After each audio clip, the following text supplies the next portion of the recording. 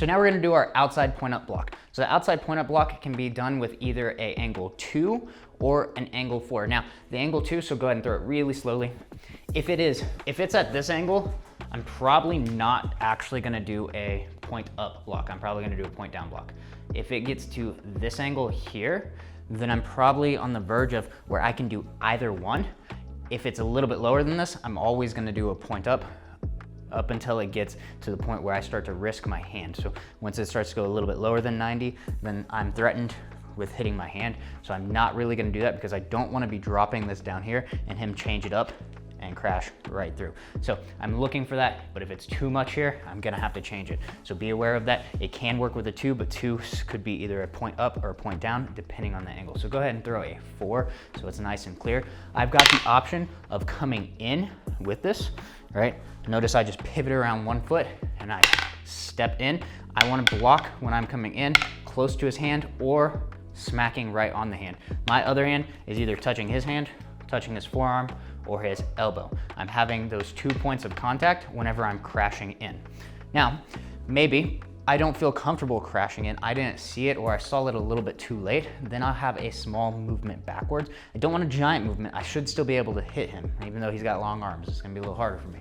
But if he throws another angle 4 and I step slightly back, right? Now I'm catching him on the last third of his blade, but I'm clear, right? I'm not really even worried about this. I'm just doing this in case he took a little half step forward and was just in my range. I want his arm to collapse through and do this. And now, hold your stick here. When I'm doing a block, I'm not just meeting the block. I have to have a little bit of power to it, whether I'm doing it with both my hands, right? Or I'm just popping it with one hand, but I don't wanna do this. Keep that still. Wide open if I miss, right? So when I stop here.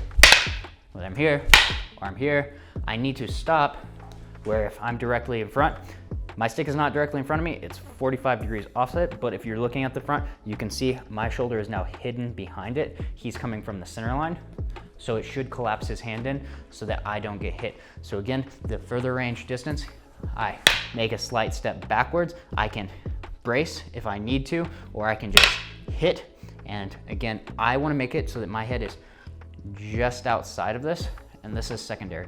Ideally, I'm just moving, right? I should be able to, go ahead, move out here, again, boom, so that I can come back in.